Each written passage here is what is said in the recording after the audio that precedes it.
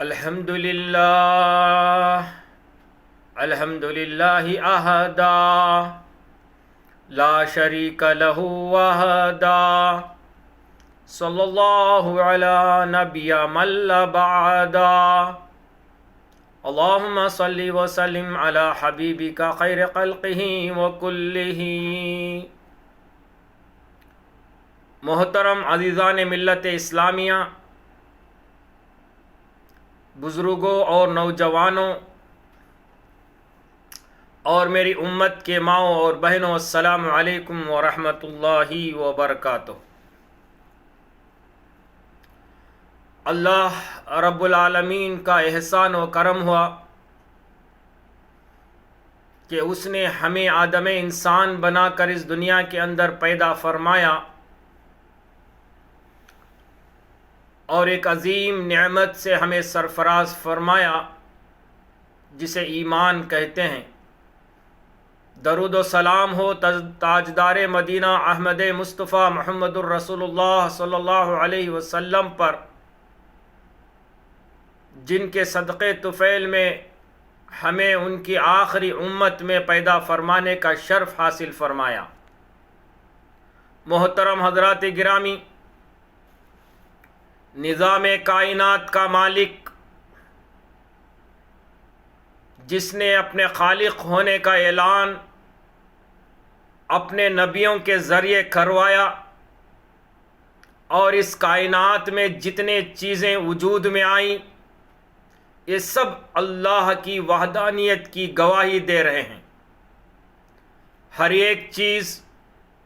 اللہ کی حمد و ثنا بیان کرتا ہے۔ زمین پر چلنے والا، رینگنے والا، ہر کیڑا، ہر جانور، ہر درخت، ہر پیڑ، ہر پتا پتا، ہر شے، پتھر، کنکر، یہ سب اللہ کی گواہی دے رہے ہیں۔ مگر افسوس، اگر غافل ہے تو بس انسان بشر غافل ہے، اور غرور ہے اپنی جوانی پر، اپنی دولت پر، اپنی کرسی پر، اپنی شہرت پر، اپنی گھمنڈی اس بات پر کہ زمین پر اکڑ کر چلتا ہے، خدا کی نافرمانی کرتا ہے، خدا کی دی ہوئی نعمتوں کو کھاتا ہے، پھر بھی اللہ کا ناشکر بن کر زندگی بسر کرتا ہے۔ جو بھی اس روئے زمین پر انسان عمل کرے گا،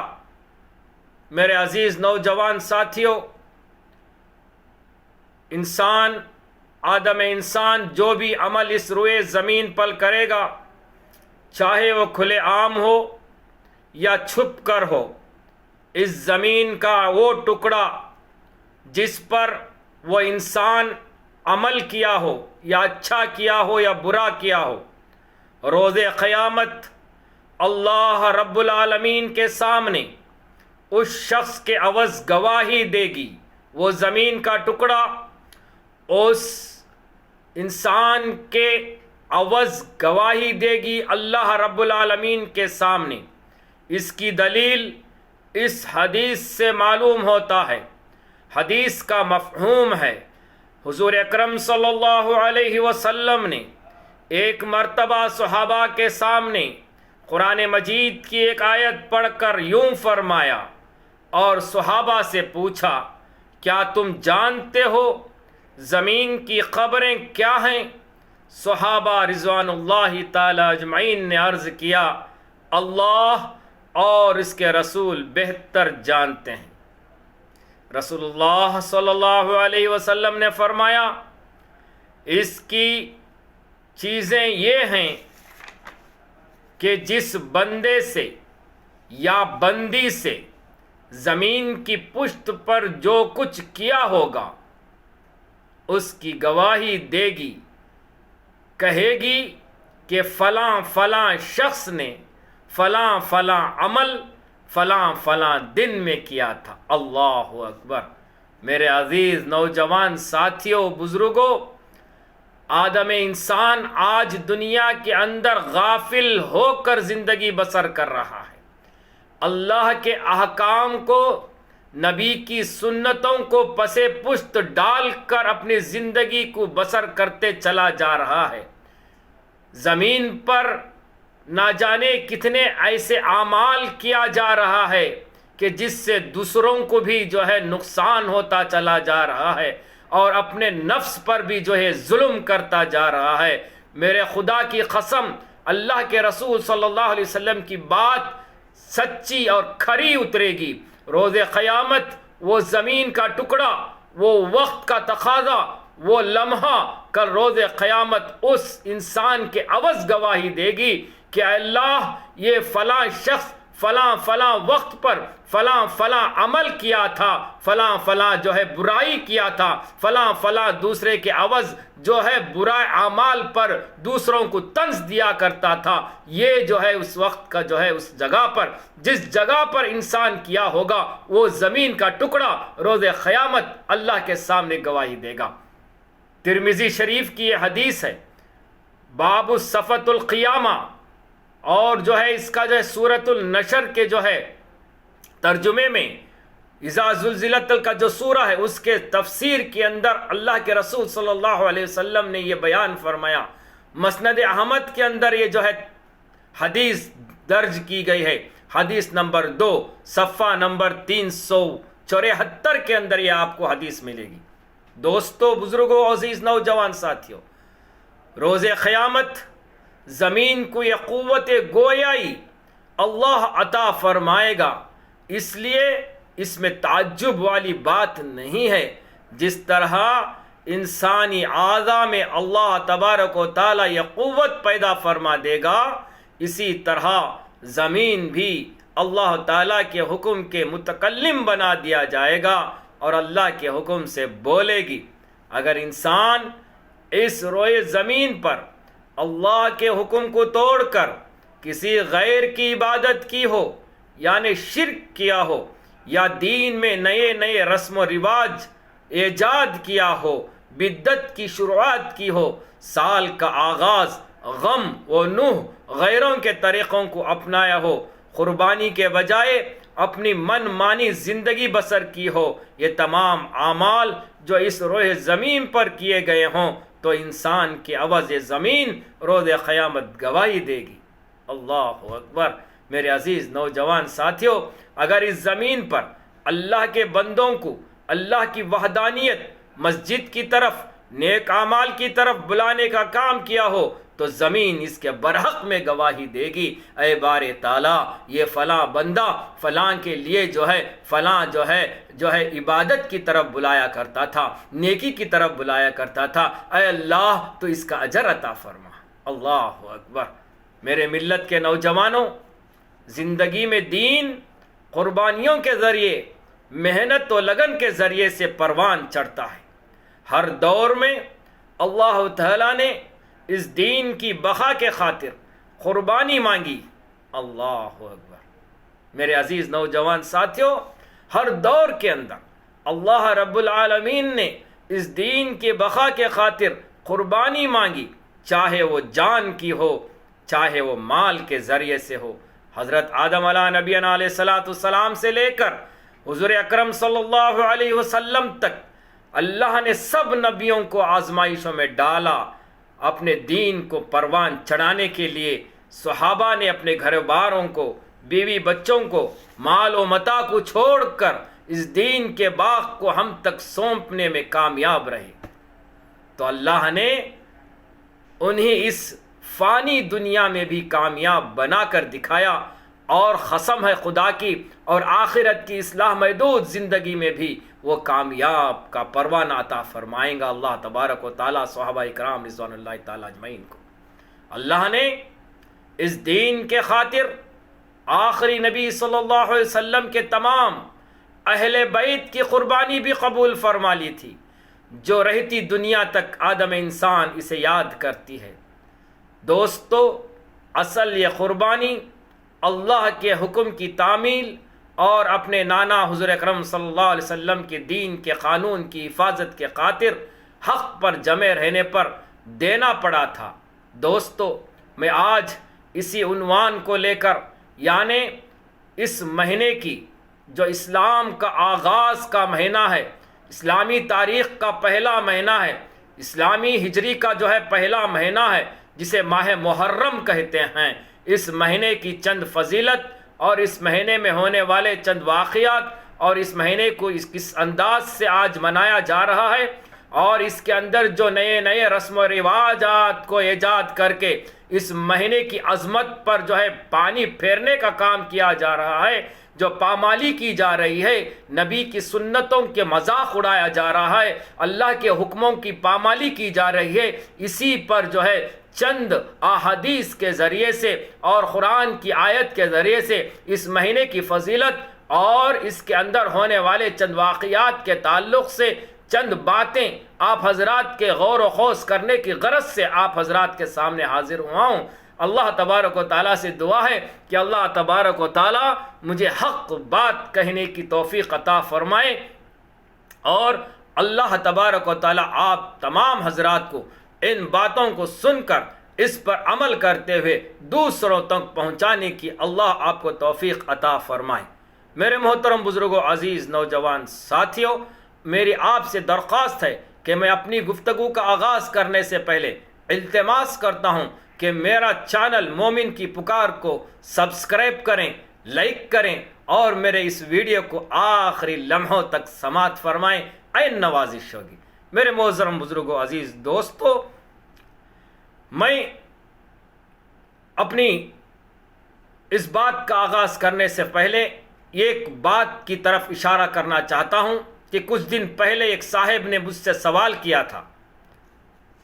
میں اس سوال کا جواب دیتے ہوئے اپنی بات کو جو ہے آگے بڑھانا چاہتا ہوں۔ ان کا سوال تھا کہ امامت کرنے والا اور اقامت دینے والا کیا داڑھی رکھنا شرط ہے؟ لہٰذا اس سوال پر میں انہیں انفرادی طور پر جواب دینے سے بہتر سمجھا کہ اس مہینے کی فضیلت کے اعتبار سے جو ہے مجھے بات کرنا ہے۔ اس ویڈیو کے اندر اس بات کو میں جو ہے اگر اس کا جواب دے دوں تو جتنے حضرات میرے اس ویڈیو کو سماعت فرمائیں گے ان تک بھی جو ہے صحیح بات پہنچ جائے گی۔ اس بات پر جو ہے میں دھیان دیتے ہوئے اس وقت میں جو ہے اس سوال کا جواب دینے کے لیے جو ہے حاضر ہوا ہوں۔ لہٰذا آپ حضرات سے گزارش ہے کہ اس سوال کو سمجھیں کہ وہ صاحب کا سوال تھا کہ امامت کرنے والا اور اقامت دینے والے کے لیے ضروری ہے کہ داڑھی رکھنا۔ تو میرے محترم بزرگوں، عزیز نوجوان ساتھیوں، اس سلسلے میں علماء اکرام کا کیا کہنا ہے؟ مدارسوں سے جو فتوے جاری ہوئے ہیں، اس سے پہلے بھی جو ہے اس کے تعلق سے بہت سارے فتاوے آئے ہوئے ہیں، لہٰذا میں ایک فتوے کی طرف متوجہ دلاتے ہوئے اس بات کو ختم کر دینا چاہتا ہوں، انشاءاللہ تعالی سماعت فرمائیں۔ یہ ایک فتویٰ دارالعلوم دیوبند سے جو ہے فارغ ہوا تھا 2022 یا 21 کے درمیان میں۔ اسی فتوے کو میں آپ حضرات کے سامنے رکھنا چاہتا ہوں۔ علماء اکرام کا کہنا ہے کہ داڑھی منڈوانے والا شخص کی، غور سے فرمائیں اس کا جواب، فرماتے ہیں داڑھی منڈوانے والے شخص کی اذان اور اقامت اور امامت مکروہ تحریمہ ہے۔ پہلا جو ان کا سینٹنس تھا اس کا جواب داڑھی منڈوانے والے شخص کی اذان اور اقامت اور امامت مکروہ تحریمہ ہے۔ اب آپ حضرات مکروہ تحریمہ کا جو معنی آتا ہے، اس کے کیا معنی ہیں آپ سماعت فرما لیں گے تو اچھا ہے۔ میں اگر انشاءاللہ تعالی اس کی تفسیر میں آئندہ ویڈیو کے ذریعے سے آپ حضرات کو اس کی تفسیر اور اس کی تفصیل انشاءاللہ تعالی بہت سارے جو ہے ارکان جو ہے آپ حضرات کو بتانا ہے، وہ اس میں جو ہے نیکسٹ ویڈیو میں آپ حضرات کے سامنے اسی عنوان کو لے کر حاضر ہوں گا انشاءاللہ۔ اور دوسری طرف متوجہ فرماتے ہیں علماء اکرام، اگر سارے مقتدی بھی، اگر امام کے پیچھے رہنے والے سارے مقتدی بھی بغیر داڑھی والے ہوں تو ان میں سے جو مسائل طہارت، ذرا غور فرمائیں، ان میں سے جو مسائل طہارت و نماز سے زیادہ واقفت رکھتا ہو، مسائل طہارت، طہارت کسے کہتے ہیں؟ پاکی کو کہتے ہیں۔ اللہ کے رسول صلی اللہ علیہ وسلم نے فرمایا الطہارت نصف الایمان، پاکی آدھا ایمان ہے انشاءاللہ تبارک و تعالی۔ اسی کے تعلق سے اس کے جو ارکان آتے ہیں پاکی کے تعلق سے، وضو کے فرائض، غسل کے فرائض، جنابت کے فرائض، بیت الخلاء کو جانے کی دعا، آنے کی دعا، کس طرح سے بیت الخلاء کیا جاتا ہے، انسان کا بدن کیسا پاک ہوتا ہے، انسان کے لیے پاکی صفائی کا جو اہتمام شریعت نے بتایا ہے، اس کے مسائل کیا ہیں، اور نماز کے اندر شرائط کیا ہے، ارکان شرائط کیا ہے، اس کے فرائض کتنے ہیں، شرائط نماز، ارکان نماز کیا ہے، نماز کس طرح پڑھی جائے گی، انشاءاللہ تبارک و تعالی یہ تمام مسائل آئندہ کے ویڈیو میں آپ حضرات کے سامنے حاضر ہو کر آپ حضرات کے سامنے لانے کی کوشش کروں گا۔ دوسری طرف علماء اکرام اور فرماتے ہیں کہ اگر قرآن صحیح پڑھتا ہو، اس کی امامت میں نماز پڑھ لی جائے، 3 شرائط، ایک داڑھی تو رکھنا ضروری ہے، دوسرا مسائل طہارت اور نماز کے فضائل اور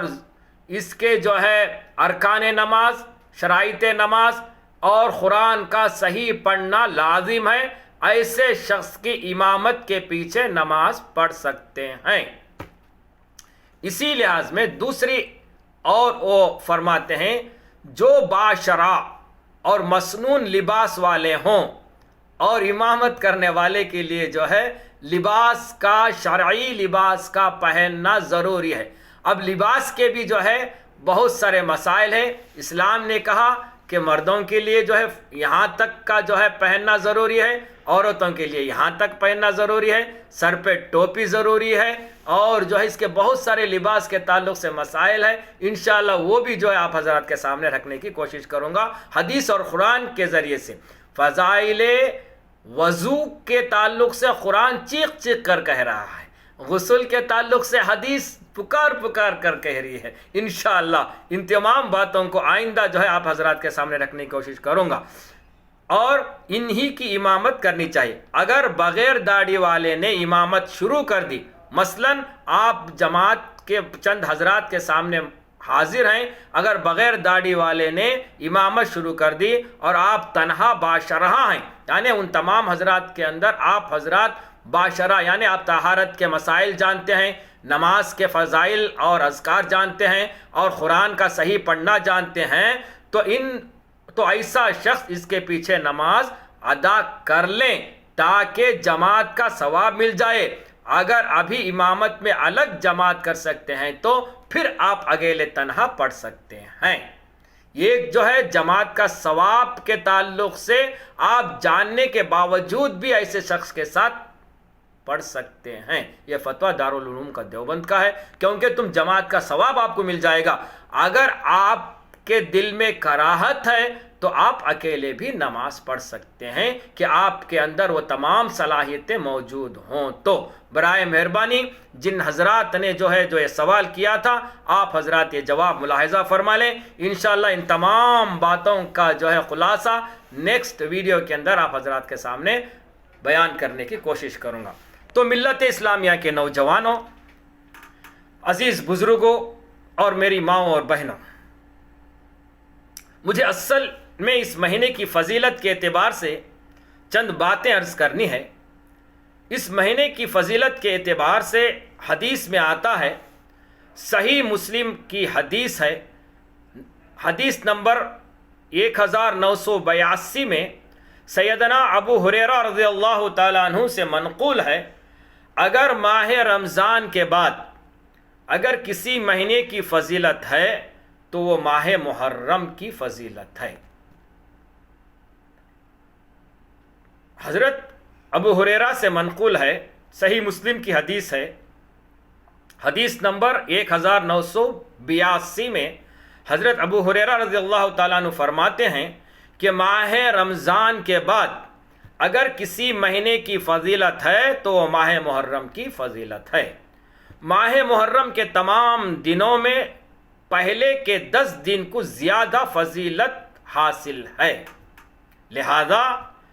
ان ایام میں روزوں کا اہتمام، تلاوت، ذکر و اذکار، درود شریف، صدقہ اور خیرات کا اہتمام کرنا چاہیے۔ ماہ محرم کی فضیلت کے تعلق سے اگر ہم جاننا چاہیں تو ایک اور حدیث میں صحیح بخاری شریف کی حدیث ہے، حدیث نمبر 1865 میں حضرت عبداللہ بن عباس رضی اللہ تعالیٰ عنہ کی روایت سے پتہ چلتا ہے کہ حضور اکرم صلی اللہ علیہ وسلم جب مدینہ شریف تشریف لائے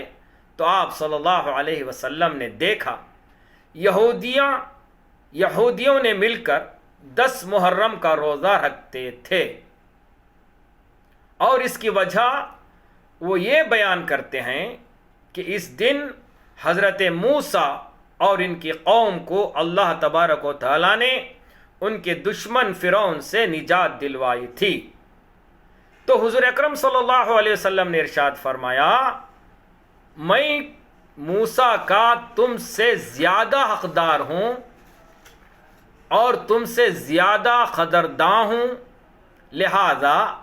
آپ صلی اللہ علیہ وسلم نے بھی 10 محرم کا روزہ رکھنا شروع فرمایا اور اپنے صحابہ اکرام رضوان اللہ تعالی اجمعین کو بھی اس دن کا روزہ رکھنے کا حکم فرمایا۔ میرے محترم بزرگ عزیز نوجوان ساتھیوں، حضرت موسیٰ علیہ السلام کا وہ واقعہ آپ حضرات جانتے ہیں کہ جب حضرت موسیٰ علیہ السلام نے فرعون کے دربار میں اللہ کی وحدانیت کو رکھا تو فرعون نے اسے جادو کہا کر اپنے جادوگروں کو جمع فرمایا تھا۔ قرآن اس کی شاہد گواہ ہے۔ تو قرآن کہتا ہے کہ تمام جادوگروں کو فرعون نے جمع فرمانے کا حکم فرمایا اور حضرت موسیٰ سے کہا کہ تم میرے جادوگروں کا مقابلہ کرو۔ تو حضرت موسیٰ علیہ السلام اور ان کے بھائی ہارون علیہ السلام نے شرط کو مان لی اور ایک میدان کے اندر کم و بیش 40,000 جادوگران فرعون جمع ہوئے، اور حضرت موسیٰ اور حضرت ہارون دونوں تھے۔ اللہ نے حضرت موسیٰ علیہ السلام کو 2 معجزات عطا فرمائے تھے، ایک عصا اور ایک دوسرا ید بیضا کا، یعنی جو ہے سیدھا ہاتھ جب بغل میں ڈالتے اور نکالتے تو چمکتا تھا۔ قرآن اس کی شاہد گواہی دیتا ہے۔ تو اس وقت جو ہے جادوگروں نے کہا کہ تم پہل کرتے ہو مختصراً طور پر یا ہم پہل کریں؟ تو موسیٰ نے کہا تھا کہ تم پہل کرو۔ تو 40,000 جادوگروں نے چھوٹی چھوٹی رسیوں کو جو ہے میدان میں پھینکا تھا۔ اس وقت پورے جو ہے وہ سانپاں بن کر جو ہے میدان میں کھیلنے لگے تھے۔ تو حضرت موسیٰ علیہ السلام کو جو اللہ تبارک و تعالیٰ نے جو عصا کا جو ہے معجزہ دیا تھا، وہ حضرت موسیٰ علیہ السلام نے وہ عصا کو بسم اللہ الرحمن الرحیم کہہ کر جو ہے میدان میں پھینکا تو بڑا اژدہا بن گیا، اور جو اژدہا جو ہے پورے سانپوں کو کھا لیا۔ تو پورے جادوگروں نے کہا کہ جو ہے یہ جادو نہیں، یہ اللہ کا طرف سے بھیجا گیا نبی ہے۔ تو انہوں نے فوراً کہا کہ میں جو ہے ہم جو ہے موسیٰ اور ہارون کے خدا پر ایمان لاتے ہیں، کلمہ پڑھا۔ پورے جادوگروں نے جو ہے کم و بیش بنی اسرائیل کی قوم جو تھی 40 یا 55,000 جو ہے قوم حضرت موسیٰ علیہ السلام کے ہاتھ پر ایمان لے کر آئی۔ تو اللہ کا حکم ہوا کہ راتوں رات جو ہے ان کو لے کر نکلو۔ اب حضرت موسیٰ علیہ السلام بنی اسرائیل کی قوم کو لے کر نکلے، رات کی طرف سفر تھا، اس کا پتہ فرعون کو بھی چلا، تو فرعون اپنے لشکر کے ساتھ لے کر ان کا پیچھا فرمایا۔ اب حضرت موسیٰ علیہ السلام اور بنی اسرائیل کی قوم جا رہی ہے تو سامنے دریائے دجلہ آ گئی۔ اللہ اکبر! دریا دجلہ سامنے، پیچھے فرعون کا لشکر، ابھی ابھی ایمان لائے تھے، ایمان کچا تھا۔ میرے محترم بزرگوں، عزیز نوجوان ساتھیوں، تو بنی اسرائیل کی قوم نے کہا کہ موسیٰ تم نے ہمیں پھنسا دیا، سامنے تو دریا ہے، پیچھے فرعون ہے، اب ہمارا کیا ہوگا؟ موسیٰ نے کہا کہ ڈرو مت، اللہ ہمارے ساتھ ہے۔ تو میرے بھائیوں، بزرگ، عزیز دوستو، فوراً اللہ نے حکم دیا کہ موسیٰ دریا پر جو ہے تمہارا عصا مارو۔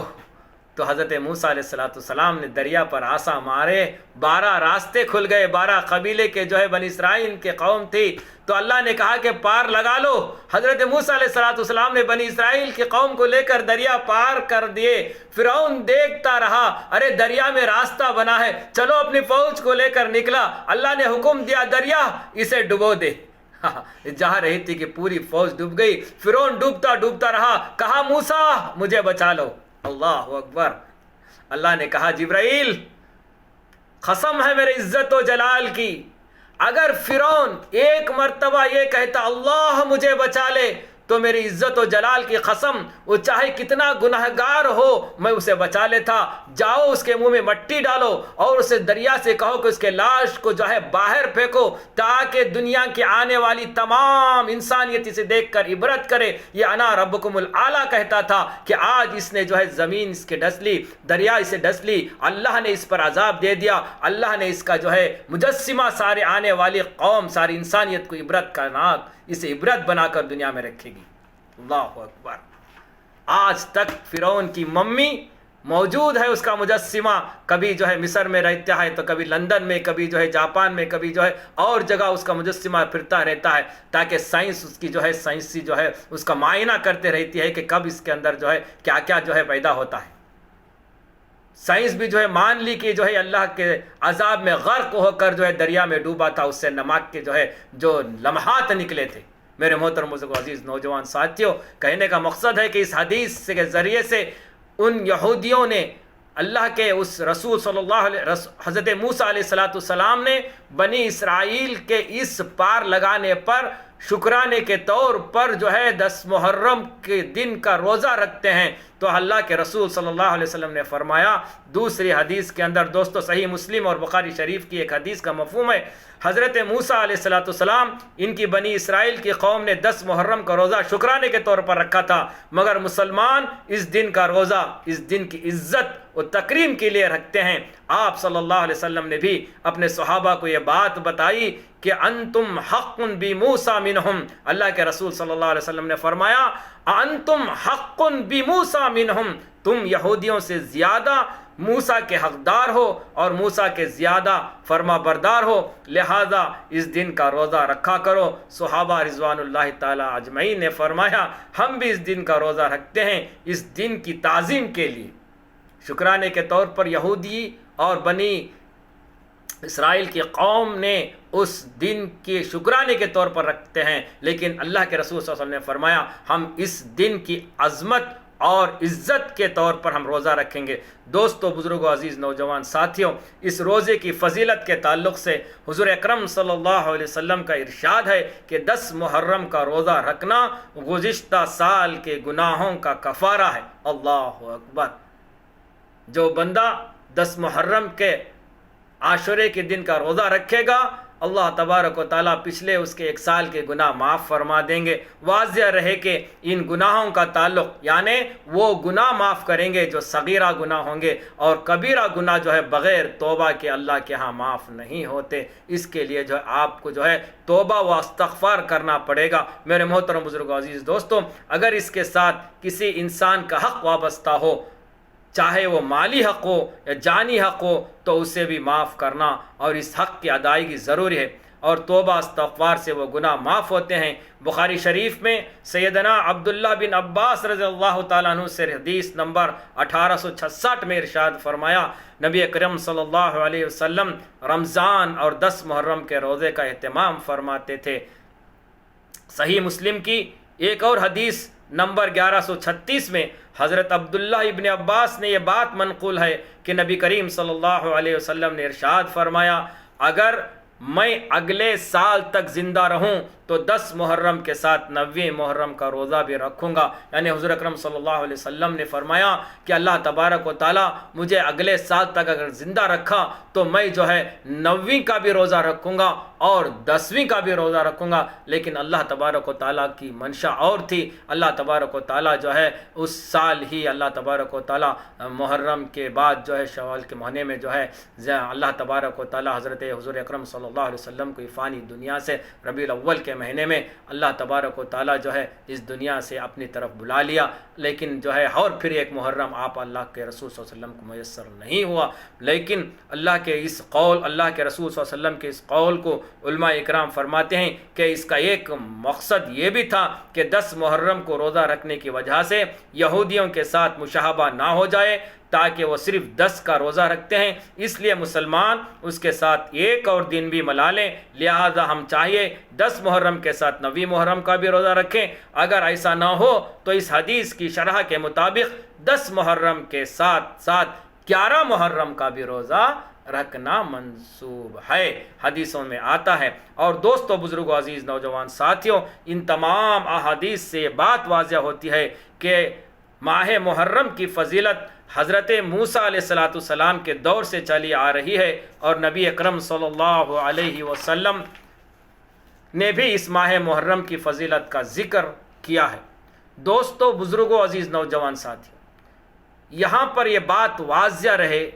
کہ سیدنا حضرت امام حسین رضی اللہ تعالیٰ عنہ کی شہادت 10 محرم کو ہوئی۔ اس مبارک دن کی وجہ سے ان کے بلند مقام اور ان کی بلند شہادت کی طرف اشارہ ہے۔ اس سے یہ بات واضح ہوتی ہے کہ 10 محرم کی فضیلت سیدنا امام حسین رضی اللہ تعالیٰ عنہ کی شہادت نہیں، بلکہ حضرت سیدنا امام حسین رضی اللہ تعالیٰ عنہ کی شہادت 10 محرم کی فضیلت سے وابستہ ہے۔ مطلب آپ حضرات یہ نہ سمجھیں کہ حضرت امام حسین کی شہادت کی فضیلت سے جو ہے 10 محرم کی فضیلت بڑھ گئی، نہیں،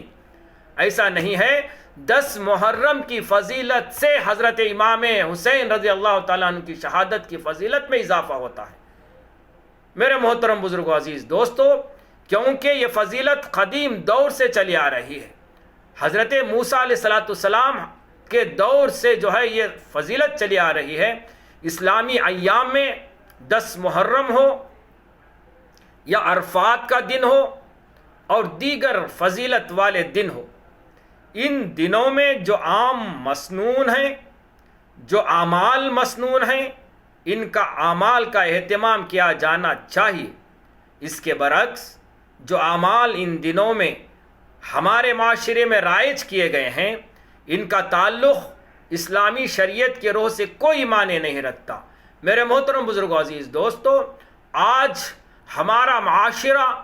اتنا جو ہے شرک و بدعت کے اندر ملوث ہوتا چلا جا رہا ہے۔ اللہ کی پناہ، ہم محرم آتے ہی اسے جو ہے غم، ماتم، نوحہ کا مہینہ مان لیتے ہیں۔ اللہ کے احکام، نبی صلی اللہ علیہ وسلم کی سنت کو پس پشت ڈال کر اسلام کے اندر نئے نئے طرائق کو ایجاد فرما کر یہ سمجھتے ہیں کہ یہ اسلام ہے، یہ شریعت ہے، یہ دین ہے۔ میرے محترم بزرگوں، عزیز دوستو، ان تمام رسومات سے، ان تمام بدعت سے، ان تمام جو ہے رسم و رواج سے اسلام کا کوئی لینا دینا نہیں ہے۔ شریعت اس کی قطعاً اجازت نہیں دیتا۔ اللہ کے رسول صلی اللہ علیہ وسلم نے فرمایا، کل بدعت ضلالہ کل ضلالۃ فی النار، ہر بدعت گناہ ہے، ہر بدعت جو ہے گناہ ہے، ہر گناہ جہنم کی طرف لے جاتا ہے۔ میرے محترم بزرگوں، دوستو، شرک اور اللہ کو چھوڑ کر کسی اور کی پوجا کرنا، کسی اور کی عبادت کرنا، یہ گناہ کا کام ہے۔ یہ گناہ ہمارے لیے جہنم کا ایندھن بنتا ہے۔ یہ نبی کریم صلی اللہ علیہ وسلم کی بات ہے، حدیث ہے، فرمایا ہے۔ تو میرے محترم بزرگوں، عزیز دوستو، جو حضرات اس مہینے کے اندر نئے نئے طرائق کو ایجاد فرماتے ہیں، چاہے وہ شربت کا بانٹنا، گھوڑے سواری کرنا، ہا ہو کے نعرے لگانا، مزاور بیٹھ کر شکر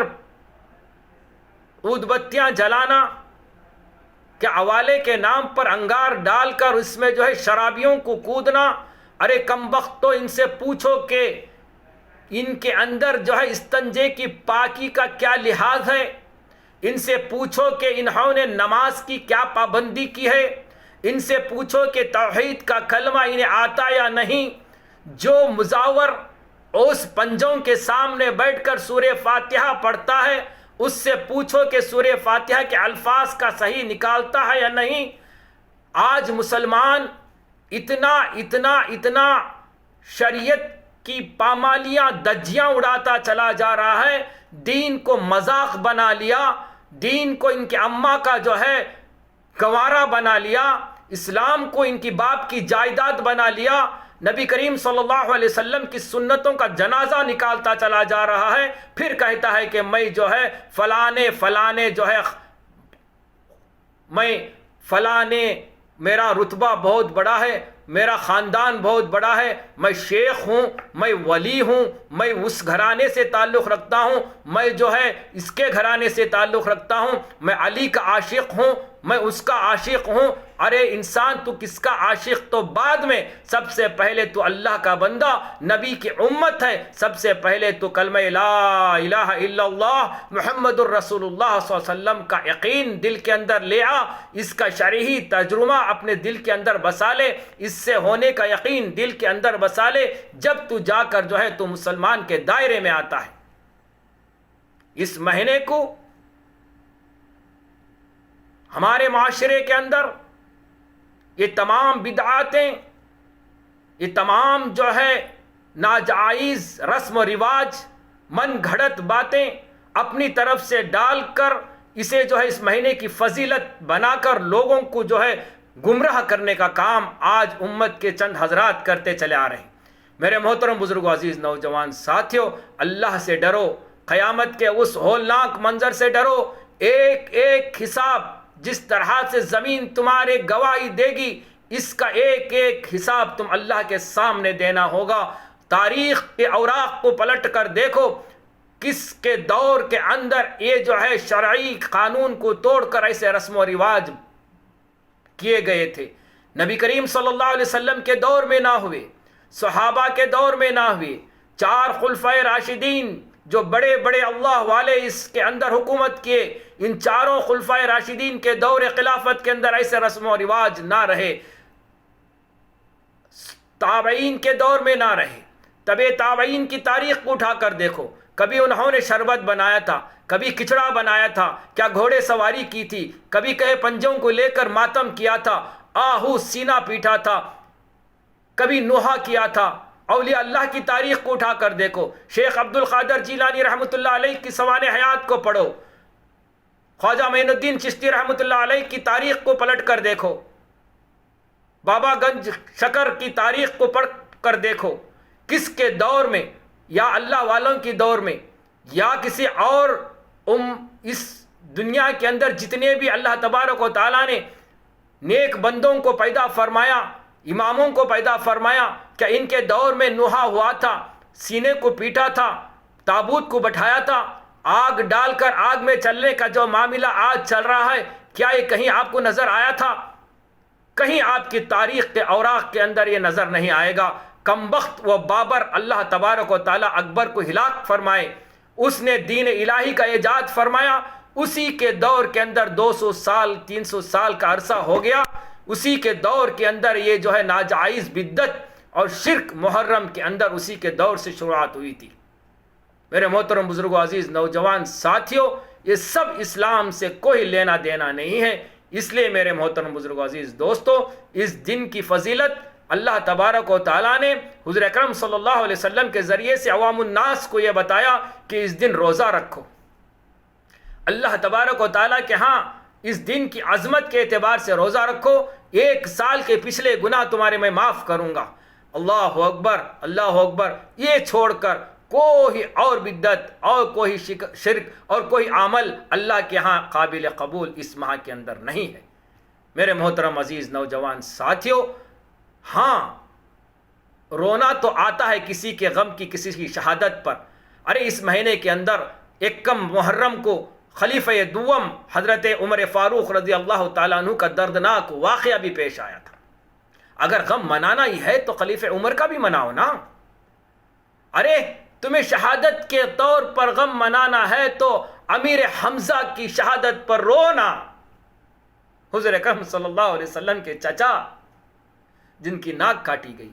جن کے کان کاٹے گئے، جن کے ہاتھ کاٹے گئے، ارے ہندا ان کے سینے سے کلیجہ نکال کر زندہ چبائی، حضور اکرم صلی اللہ علیہ وسلم کی آنکھوں کے سامنے، اللہ کے رسول صلی اللہ علیہ وسلم کی آنکھوں سے زار و خطار پانی جاری تھا، لیکن زبان پر ایک لفظ نہیں تھا، ہاں نہیں تھا، ہو نہیں تھا، سینہ پیٹے نہیں، ماتم نہیں کیے۔ اللہ اکبر۔ اگر تمہیں جو ہے غم منانا ہے تو امیر حمزہ کی شہادت پہ مناؤ نا، اگر غم منانا ہے تو حضرت عثمان غنی کی شہادت پہ مناؤ، گھر کے اندر 40 دن تک بغیر پانی کے بند کیا گیا، ارے ایسا برچہ مارا، ایسا تلوار مارا جس کا خون قرآن شریف لت پت ہو گیا، آج بھی وہ قرآن شریف لندن کی میوزیم میں موجود ہے۔ عثمان غنی رضی اللہ تعالیٰ عنہ کی بیوی کی 4 انگلیاں کٹ گئے، غم منانا ہے تو ان کی شہادت پر مناؤ نا۔ ارے حضور اکرم صلی اللہ علیہ وسلم کے اہل بیت کے جو کوئی محبت نہ رکھے وہ مسلمان ہی نہیں، لیکن اہل بیت کی مان کر چلو، اہل بیت نے ہمارے لیے کیا تحفہ دے کر گیا ہے۔ حضور اکرم صلی اللہ علیہ وسلم کے وہ پیارے نواسے، ایک مرتبہ حضور اکرم صلی اللہ علیہ وسلم ام ہانی کے گھر تشریف تھے، آپ صلی اللہ علیہ وسلم کے چچا پھوپھی زاد بہن حضرت ام ہانی کے گھر موجود تھے۔ حضور اکرم صلی اللہ علیہ وسلم نے فرمایا، ام ہانی آپ دروازے پر کھڑے ہونا، آج مجھے کوئی ملنے والے آ رہا ہے، کسی کو اندر آنے کی اجازت نہیں، کسی کو اندر نہیں بھیجنا۔ میرے محترم بزرگوں دوستو، حضرت جبرائیل علیہ السلام انسانی شکل کے اندر حضرت حضور اکرم صلی اللہ علیہ وسلم سے ملنے آئے۔ ابھی بات گفتگو ہو رہی تھی، اتنے میں امام حسین، امام حسن، چھوٹے چھوٹے بچے آ گئے، فوراً جو ہے حضرت ام ہانی سے جو ہے لپک کر حضرت حضور اکرم صلی اللہ علیہ وسلم کے کمرے میں داخل ہو گئے۔ تھوڑی دیر کے بعد ام ہانی فرماتے ہیں کہ مجھے اندر سے جو ہے رونے کی آواز آئی، رونے کی، ایسے رونے کی آواز آئی جیسا جو ہے ہانڈی میں جو ہے کوئی ڈال کر جو ہے پکتا ہوا، کھولتا ہوا جو آواز آتا ہے۔ میں نے لپک کر دیکھا کہ حضور اکرم صلی اللہ علیہ وسلم دونوں نواسوں کو جو ہے اپنے سینے سے لگا کر جو ہے رو رہے ہیں۔ حضور اکرم صلی اللہ علیہ وسلم کو ام ہانی نے پوچھا کہ یا اللہ کے رسول صلی اللہ علیہ وسلم ماجرا کیا ہے؟ اے ام ہانی، جو آپ میرے سامنے آئے تھے وہ حضرت جبرائیل علیہ السلام آئے تھے، انہوں نے ان بچوں کو دیکھ کر کہا کہ یا رسول اللہ صلی اللہ علیہ وسلم اس میں سے ایک کو زہر دیا جائے گا تمہاری امت کے لوگ، اور ایک کو جو ہے تمہاری امت کے لوگ شہید کر دیں گے۔ حتیٰ کہ مجھے اس زمین کی مٹی تک دکھائی گئی، یعنی کربلا کی مٹی تک مجھے دکھائی گئی، اس لیے جو ہے مجھے رونا آیا۔ ارے انسانی بشر ہونے کے ناطے جس کے سینے میں جو ہے دل ہو، اس کو جو ہے اس غم کے موقع پر تھوڑے آنسو آتے ہیں، لیکن حضور اکرم صلی اللہ علیہ وسلم نے کبھی جو ہے سینہ نہیں پیٹا، ہاں وہ نہیں کہا، حال بھر کر جو ہے کبھی جو ہے باہر صحابہ کو کہنے کے لیے نہیں کہا۔ تو حضرت ام ہانی فرماتی ہیں کہ حضور اکرم صلی اللہ علیہ وسلم کا رونا دیکھ کر مجھے بھی رونا آ گیا۔ جبرائیل علیہ السلام اس بچپن ہی میں فرما دیا تھا کہ ایک کو شہید کرے گی تمہاری امت، ایک کو زہر دے گی، اللہ کے اس فرشتے اللہ کے حکم سے ہی کہے تھے۔ تو میرے محترم بزرگوں دوستو، حضرت امام حسین رضی اللہ تعالی عنہ نے شہادت کا جام کس لیے پیا؟ اللہ کے احکام کی نافرمانی کو جو ہے نظر انداز کرتے ہوئے، اللہ کے قانون کو نہیں توڑے، رسول اللہ صلی اللہ علیہ وسلم کی شریعت پر ثابت قدم رہے۔ یزیدان اس یزید کے وزیروں کے ساتھ میں ہاتھ ملانے سے بہتر ہے کہ میں جو ہے اپنی جان کو دین کے خاطر جو ہے شہادت نوش فرما لوں، مگر میں جو ہے اپنا ایمان کا سودا نہ کروں۔ اس کے خاطر اللہ کے اس لاڑیلے نواسے نے، حضور اکرم صلی اللہ علیہ وسلم کے نواسے نے اس دین کے خاطر جو ہے اپنی شہادت نوش فرمائی۔ تلواروں کے سائے میں بھی جو ہے اعلان کر کے کہا کہ اے لوگوں، دنیا کے آنے والی قیامت تک کے انسانوں، مسلمانوں، تمہیں جو ہے نماز کو قائم کرو، تلواروں کے سائے میں جنگ کے میدان میں بھی ہو تو تم کو نماز پڑھنا فرض ہے۔ امام حسین رضی اللہ تعالیٰ عنہ نے جمعہ کا دن تھا، عصر ظہر کی نماز پڑھی، سجدے کے اندر سر رکھا، شمر لعین نے ان کا جو ہے سر کو قلم کیا۔ یہ جو ہے ثابت کر کے دکھا دیا امام حسین کہ نماز اول چیز ہے، نماز کے بغیر تمہارا جینا حرام ہے، تمہارا مرنا حرام ہے، تمہاری 24 گھنٹے والی زندگی جو ہے نماز کے بغیر بیکار ہے۔ امام حسین کا یہ اعلان تھا، امام حسین کا جو ہے ہمیں جو یہ فرمان ملتا ہے، نماز کے طرف متوجہ ہو جاؤ، نماز کے طرف متوجہ ہو جاؤ۔ امام حسین نے نوحہ کرنے کی دعوت نہیں دی، اہل بیت نے ان کے لاشوں کے ڈھیر کو دیکھا، زینب رضی اللہ تعالیٰ عنہ کے آنکھوں میں آنسو آئے، فرمایا اے محمد صلی اللہ علیہ وسلم آج تمہارے اہل بیت کا کیا حال ہے، دین کے خاطر اپنے لاشوں کو نیزے پہ چڑھا دیا۔ یہ پیغام دیا تھا امام حسین رضی اللہ تعالیٰ عنہ نے، اے لوگوں کفر کے سامنے اپنا ایمان کو بیچ کر دین کی پامالی نہ کرو۔ اسی بات کو مد نظر رکھتے ہوئے محترم بزرگوں، عزیز نوجوان ساتھیوں، ہندوستان کو آزاد کرانے کے اندر مسلمانان ہند نے، مولانا محمود حسن مدنی نے جب انگریزوں کے خلاف یہ فتویٰ دیا تھا مسلمانوں ان کی فوج میں داخل نہ ہو، بھرتی نہ ہو، تو ان